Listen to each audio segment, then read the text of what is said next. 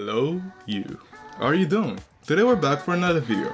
If you've read the title, you already know what we're gonna be talking about today. For those who didn't, today's subject will be how to combat white page syndrome. White page syndrome, for the uninitiated, is that moment when you open your canvas and you're greeted with a blank page. Pure white as snow, filled to the brim with potential. Something that could literally become anything you want it to be. Okay, you could create a piece that will finally make you go, wow, I'm actually not that bad at drawing. That's white page syndrome, and that's what we're gonna be combating. Not the anxiety part of it, but just the finding an idea. Because when you're met with white page syndrome, most of the time, you're so in your head, so stressed by what you could do with it and the fear of, well, just ruining it, that you can't actually focus and find a good idea. So that's what we're gonna be working on. 5 methods, 5 ways to just find an idea, do art, and create something. So these 5 methods won't be ranked in any specific order, okay? So without further ado, let's get to it. First method, and probably the most obvious, asking a friend or using an online idea generator. Okay, so this one is pretty easy, low-hanging fruit. Excuse me, I had to put it somewhere, but it's there because it's useful, it's effective. Obviously, what they tell you to do is not an order, okay? If they tell you to draw a pirate with a beard and red hairs, and that by listening to that, you decide to draw an anti-octopus with Gogeta hair, well, I'll judge you because that's a really big leap to make. As long as you feel inspired to do that, it's your choice, your prerogative. So let's not waste more time on this point.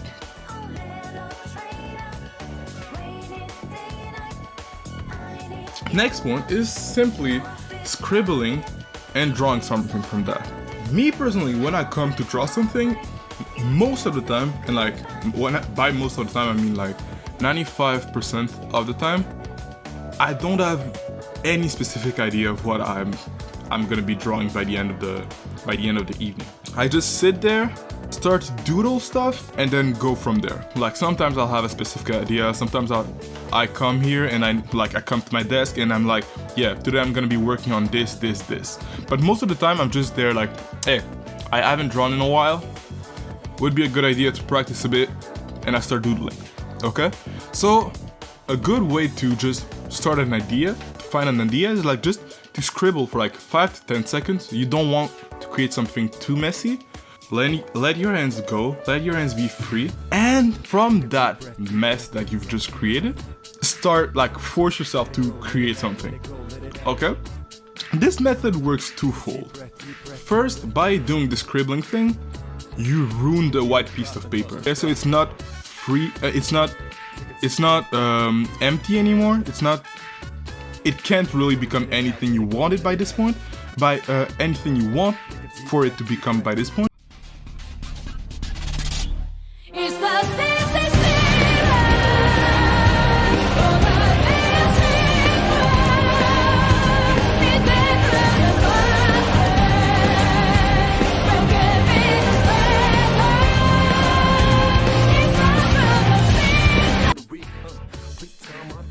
A second thing is like, it's just fun. It's just a fun way to find an idea. Messing the paper up and then creating something that looks good from it, not only it's gratifying because you created something cool from literal chaos, but it also helps you get to that point of creating something. Because again, you've just ruined the white piece of paper. So pretty much anything you do from there is gonna be improving that mess you created before. So that's the second method.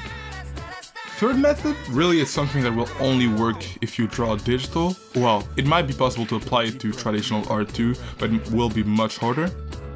Which is to take a big brush, like big ass brush, and then start to form a silhouette. Okay, so while the second idea, the idea was just to create a mess, you didn't have any direction when you were doing the scribbling thing, you were just trying to create a mess and then create something from the mess. With this method, you're actually trying to create something. But by using a big brush instead of a smaller one, first you're covering much more space on the piece of paper, which gives you the illusion that you're actually progressing much faster, which destroys that perfect white piece of paper that you had at the beginning.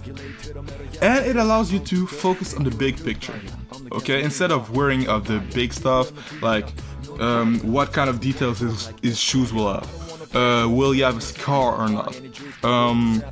Will she have big titties or not? Well, that's an important detail. Let's not Anyways, the point here is to work on that silhouette, okay? Create something interesting without really caring about the micro at this point, okay? When you do that, not only you're gonna be setting a good foundation for the final work, because if you create a nice silhouette, a cool silhouette that is actually recognizable at the beginning, you're pretty much guaranteed that the final result will look at least somewhat dope, because you made sure beforehand that the silhouette would be cool, would be recognizable. So at the end, when you're adding the final details and all that, since the big picture itself is already cool, everything you add after that is like icing on the cake, literally. So work on that silhouette.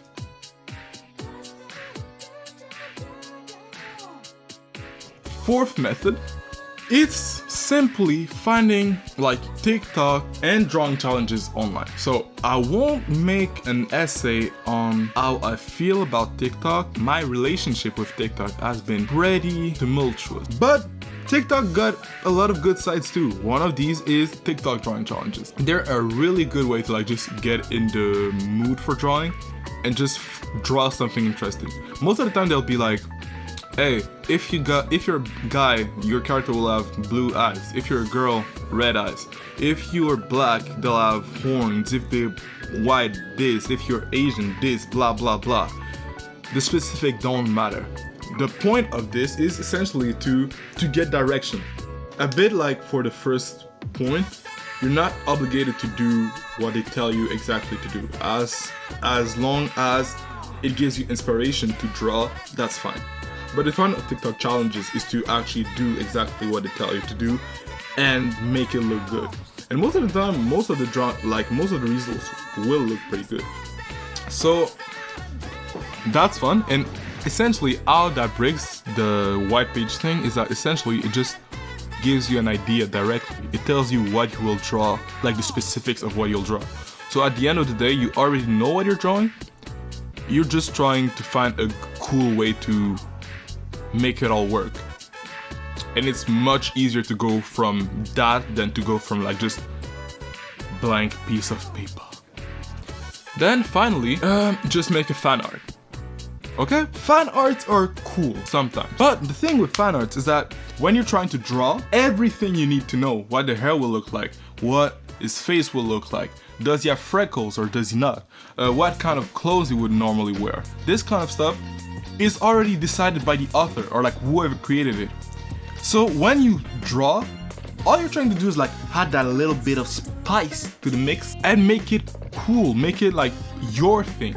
And the thing that's cool with fan arts is like, even when they're trash, just because you've made a fan art or like something you actually like, you'll feel gratified at the end, even if you feel like the art itself is trash, because you've actually created something like a version of, like a new version of a character that you like. Okay, so not only it gets you drawing, it by the end of the drawing, you'll probably be happy because you drew something that you like, even if you don't like the final result. And it's just fun. And it can also serve as a study, but that's the subject for another video. So that's all. Today was a pretty short video. Like, I don't know yet what kind of frequency I'll adopt for YouTube. If you saw my banner, I was planning to do one voiceover and one time lapse, but I might do more, I might do less. I'm not really too sure for now what it's gonna be. But without further ado, thanks a lot for watching. I hope this helped you to, well, just find an idea, get drawing. So now, get back to your pencil, get back to your styluses. With that said, deuces.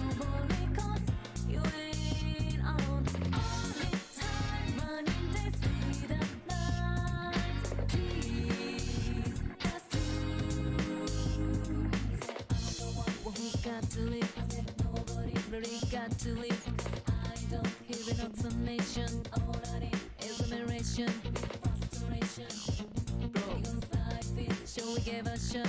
I didn't want, and it cost me had a whole lot going on and on.